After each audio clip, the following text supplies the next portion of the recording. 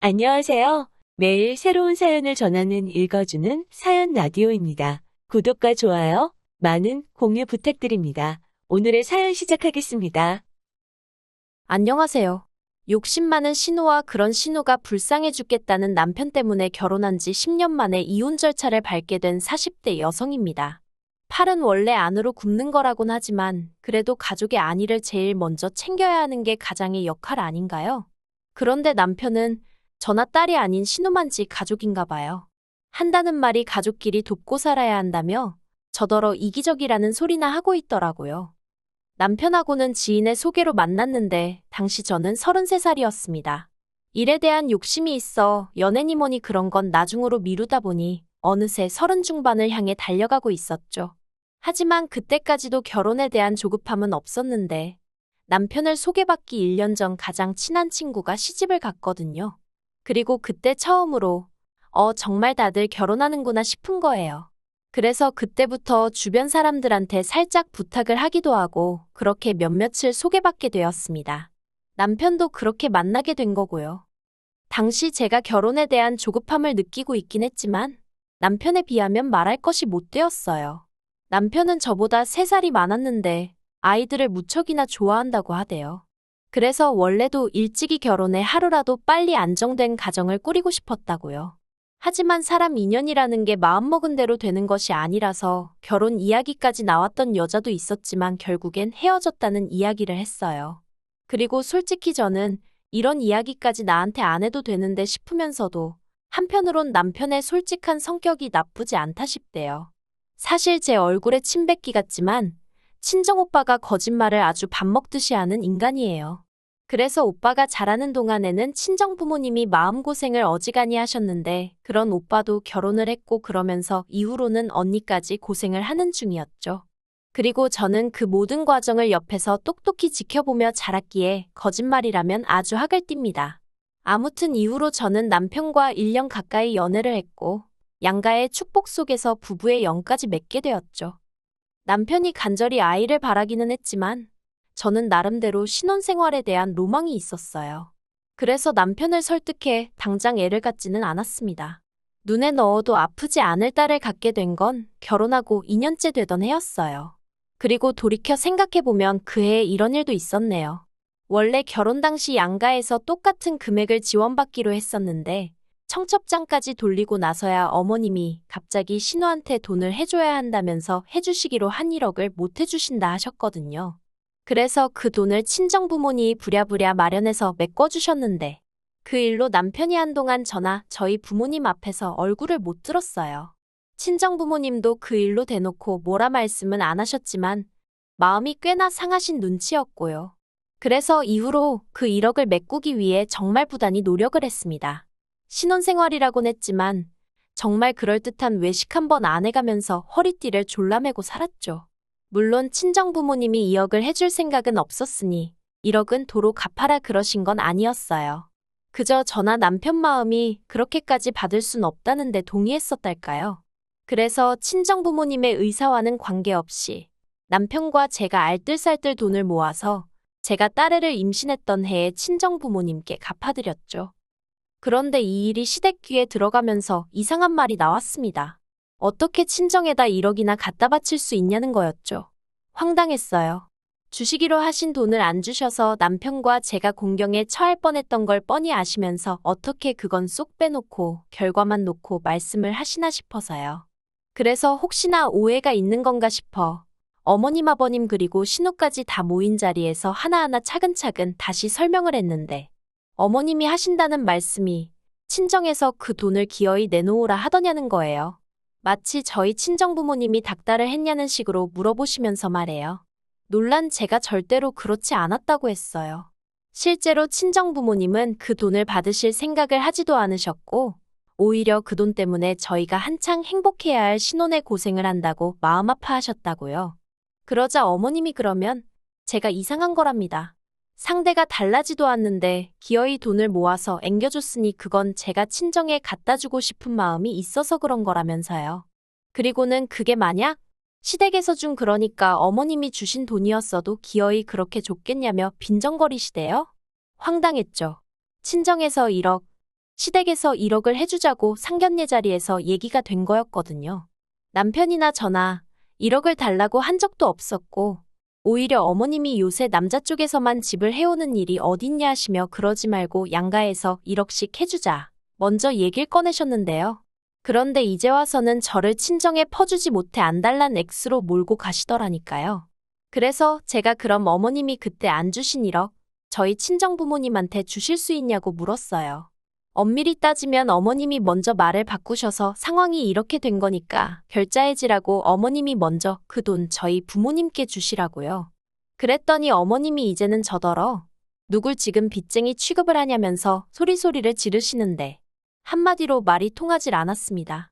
당신 돈은 곧 죽어도 한 푼 내놓으실 생각이 없으시면서 저희 친정에서 2억 줬다 1억 받아갔다 생각하니 그게 그렇게 배가 아프신 모양이었죠.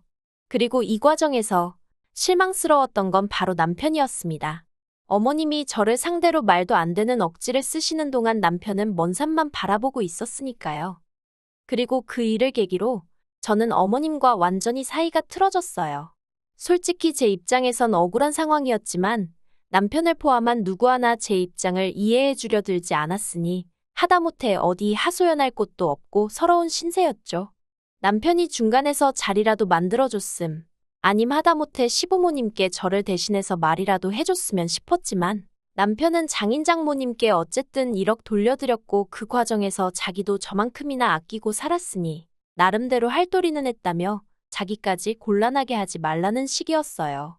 그리고 한 번은 정말 너무 화가 나서 처음부터 어머님이 약속만 지켜주셨으면 이럴 일은 없었을 거 아니냐니까 저더러 그렇게 맨날 지나간 일 끄집어내고 따지고 들면 한도 끝도 없는데 그러고 싶냐며 오히려 저한테 무안을 주기까지 했죠. 그래서 이후로는 남편도 믿을 만한 사람이 못 되는구나. 거짓말만 안 한다고 만사 오케이가 아니구나. 별 생각이 다 들면서 의지하고 싶은 생각이 쏙 사라지대요. 하지만 이미 남편과 제 사이에는 애가 있었고 그래서 그냥 애 아빠다 생각하고 살자고 마음을 먹었어요. 물론 제가 스스로 그렇게 마음을 먹었음에도 불구하고 속상한 때가 왜 없었겠어요. 비록 제가 남편을 운명의 상대라기보다는 좋은 남편감으로 생각하고 결혼을 결심하긴 했었지만 남편은 제가 좋아 죽겠다고 했었거든요. 저 없이는 못 살겠다고요. 그렇게 정말 하늘의 별도 달도 따다주네 하던 인간이었는데 저렇게 달라질 수가 있나 싶은 게 그럴 때는 정말 내가 못하러 결혼을 했나 하는 생각도 들고 회의감이 장난이 아니었어요. 하지만 그때마다 애를 생각하면서 마음을 다잡고 버틴 거죠. 하지만 그렇게 버텨온 지난 세월이 무색하게 결국 남편과 이혼을 결심하게 되었습니다. 남편에게는 위로 2살 많은 신우가 있어요. 신우는 저희보다 일찍 결혼하여 애도 둘이나 있고요. 아무튼 그런 신우가 몇 년 전 한창 부동산 시정이 호황일 때 학군 좋은 지역에 오피스텔을 2개나 분양받아 놨었거든요. 그리고 그 소식을 들었을 땐 솔직히 대단하다 싶고 부럽기도 하고 그랬어요. 저희는 살고 있는 아파트 하나가 전부였으니까요. 아무튼 그런데 문제는 얼마 전이었어요. 신우 생일이고 해서 밥이나 먹자 하여 신우네 부부랑 저희 부부만 따로 만났는데 신우 표정이 영 안 좋더라고요. 그래서 무슨 일이라도 있냐 하니까 신우가 기다렸다는 듯이 말을 꺼내길 몇 년 전 분양을 받아놨던 오피스텔 잔금을 치르는 날이 2달인가 3달인가 남았답니다. 그런데 도무지 답이 안 나온다면서 어쩌면 좋겠냐는 거예요. 그리고 그때 심해부가 저희 남편더러 잠깐 나가서 담배나 피자며 자리를 비웠고 그렇게 신우와 제가 단둘이 남게 되었는데 신우가 하는 말이 저더러 돈 좀 빌려주면 안 되겠냐입니다. 그래서 제가 그게 무슨 소리냐고 갑자기 무슨 돈이냐고 그랬죠. 그리고는 제가 돈이 어딨냐는 소리도 했어요. 실제로 저희도 아파트에 걸려있던 대출을 완전히 상환한 지 얼마 되지 않았던지라 수중에 가지고 있는 돈이라곤 싹싹 긁어도 2천만 원이나 될까 말까 한 상황이었거든요. 그래서 물론 그런 자세한 이야기는 안 했지만 빌려줄 만한 돈은 없다고 했어요. 그러니까 신우가 말 그대로 죽상을 하고는 하는 말이 요새 부동산 시장이 안 좋아서 마피를 붙여놔도 집이 안 나간답니다. 그리고 분양을 받을 때 넣었던 계약금도 대출이었다며 자기 정말 너무 힘들다고 하소연을 하더라고요. 사실 신우랑 저랑 사이는 좋을 것도 나쁠 것도 없었습니다. 제가 어머님과 사이가 안 좋았던 건 맞지만 그래도 신우는 딱히 어머님 입장을 대변하려 든다거나 그런 건 없었어요. 오히려 한편으로는 저희가 결혼하던 시기에 자기가 돈을 빌려가면서 일이 이렇게 됐나 싶다고 미안하다 한 적도 있었죠. 하지만 그렇다고 또 뭐 얼마나 가깝게 지낼 만한 계기가 있었던 건 아니에요. 실제로 신우랑 남편도 죽고 못 사는 남매 사이는 아니었고요. 하지만 그런 거 저런 거 다 떠나서 어쨌든 가족 간의 형제 간의 돈거래에서 좋을 게 없다는 건 제가 이미 오래전에 직접 겪어봤잖아요. 그러니 빌려줄 능력도 안 됐지만 능력이 됐어도 해주고 싶은 마음이 없었죠. 그래서 신우한테는 사정이 딱한 것도 알겠고 이해는 되는데 정말 돈이 없다고 했네요. 그랬더니 신우가 한다는 말이 그러지 말고 아파트를 담보로 다시 한번 대출 좀 받아달랍니다. 저희가 대출 얼마 전에 다 갚은 건 들어서 알고 있다면서 그러니까 지금 다시 대출 받을 수 있지 않냐면서요. 그리고는 자기네 그 오피스텔 잔금 못 치르면 계약금도 다 날아가는데 그 돈이 7천이 넘는다며 자기들 그럼 진짜 큰일 난다나요. 그래서 제가 도대체 얼마나 필요한 거냐니까? 2억이랍니다. 2억이 진짜 누구 집 똥개 이름도 아니고 막말로 그거 빌려줬다가 못 받으면 저희는 어쩌나 싶대요.